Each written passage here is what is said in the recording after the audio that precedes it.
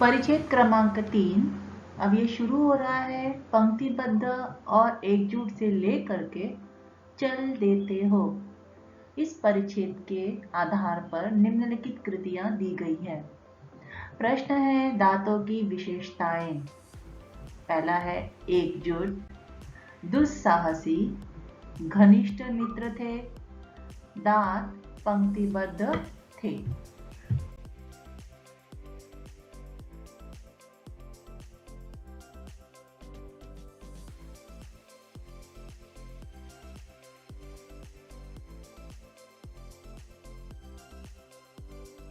कृति 2, उत्तर लिखिए।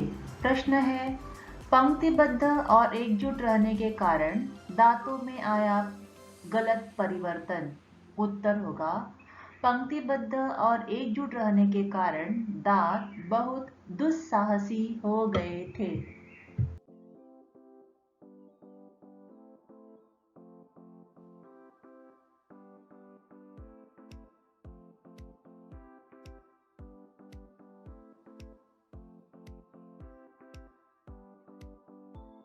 वाक्य पूर्ण कीजिए। पहला प्रश्न दिया है ऊपर से एकदम सफेद और स्वच्छ हो। उत्तर है पर मन से बड़े कपटी हो। दूसरा प्रश्न है यह मत भूल कि हमारी कृपा पर ही। उत्तर होगा राज कर रही है।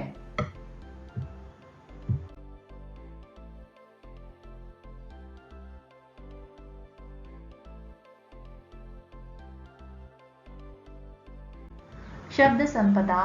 निम्नलिखित शब्दों से विशेषण बनाइए। गर्व, गर्वीला, कृपा, कृपालु, नम्रता, नम्र, बाहर, बाहरी।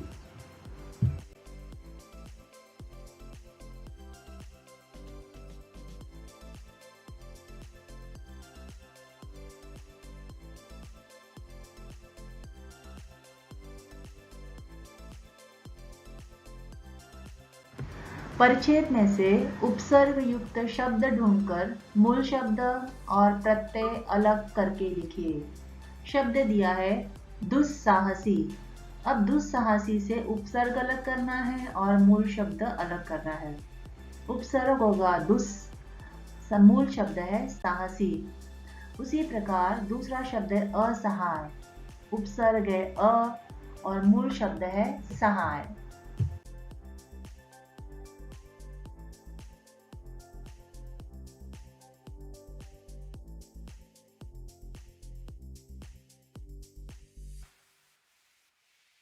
स्वमत अभिव्यक्ति। प्रश्न है विनम्रता सभी सद्गुणों की नींव है। विषय पर अपने मन के भाव लिखिए। विनम्रता मनुष्य के व्यक्तित्व का गहना है। गहना का मतलब आभूषण, ऑर्नामेंट्स। इसके माध्यम से हमारा व्यक्तित्व निखरता है। विनम्रता व्यक्ति के अंदर के प्रेम से आती है। दूसरों की सहायता करना, स्वयं पर घमंड न करना आदि भावनाएं व्यक्तित्व को विनम्र बनाती है। विनम्रता ही सभी सद्गुणों की नींव है। व्यक्ति में सच्चाई, ईमानदारी, परोपकार आदि सद्गुण हो, लेकिन विनम्रता न हो तो उसके सद्गुण किसी के काम नहीं रहते। विनम्रता का अनुभव सभी गुणों पर पर्दा डाल देता है। अतः व्यक्ति को हमेशा विनम्र होना चाहिए।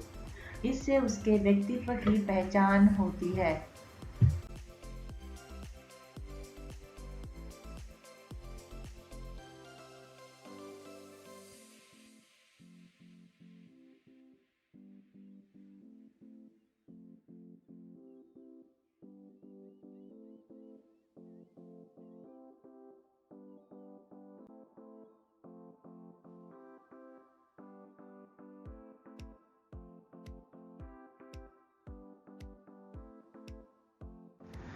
परिच्छेद 4, शक्तिशाली दांत से लेकर के लोहा मान लिया। उत्तर लिखिए। प्रश्न दिया है जीभ द्वारा दी गई चेतावनी। उत्तर होगा डॉक्टर को बुलाओ, दंत चिकित्सक एक एक को बाहर कर देगा, मुझे तो छुएगा भी नहीं और तुम सब बाहर दिखाई दोगे।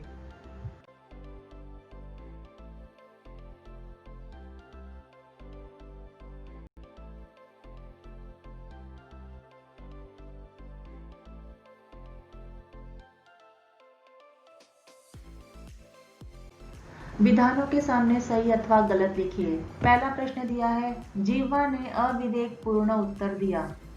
उत्तर है गलत। प्रश्न दूसरा है, दांत घमंडी थे। उत्तर है सही।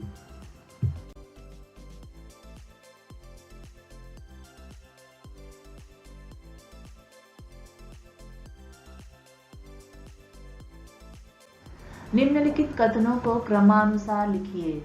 घटनाओं के अनुसार कहा इन वाक्यों को क्रम में लिखना है। पहला वाक्य दिया है, जीव ने दांतों के घमंड को चूर करते हुए चेतावनी दी। दूसरा वाक्य है, घमंडी दांतों ने आखिर जीव का लोहा मान लिया। तीसरा है, शक्तिशाली दांत भी आखिर अपनी हार क्यों मानने लगे। चौथा है, घमंडी दांत अब निरुत्तर थे।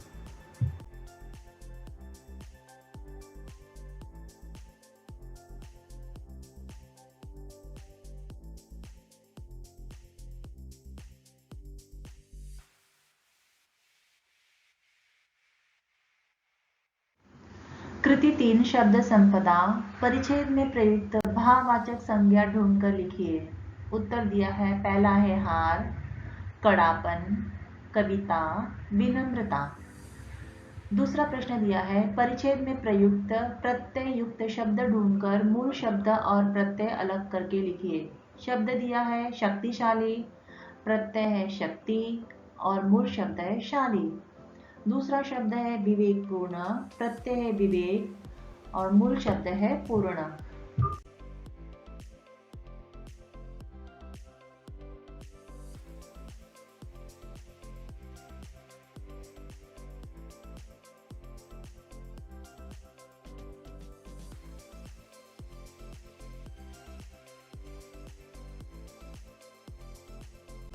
स्वमत अभिव्यक्ति।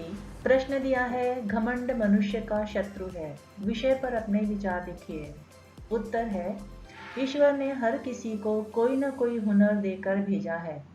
किसी के पास पैसा अधिक होता है तो किसी के पास हुनर होता है। हमारे पास जो भी हुनर है उसे लोगों में बांट देना चाहिए।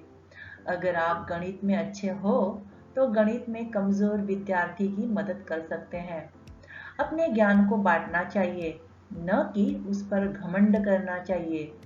घमंडी व्यक्ति अपने रंग रूप, धन दौलत या अपने पद की वजह से स्वयं को दूसरों से बड़ा समझता है।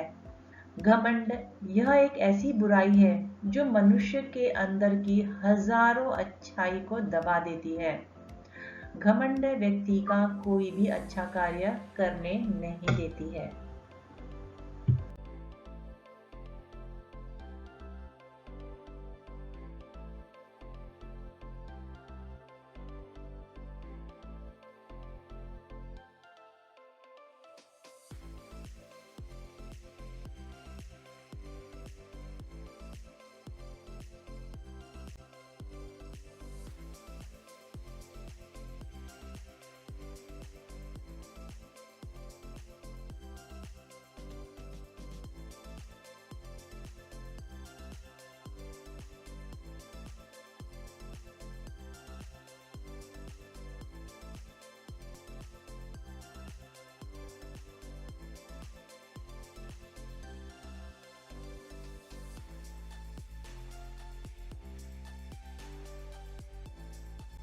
निम्नलिखित शब्दों के आधार पर मुहावरे लिखकर उनका अपने वाक्य में प्रयोग करिए।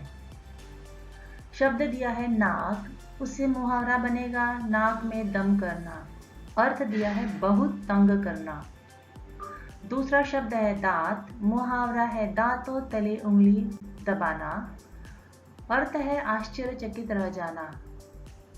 तीसरा है गला, मुहावरा है गले का हार होना। अर्थ है अत्यंत प्रिय होना।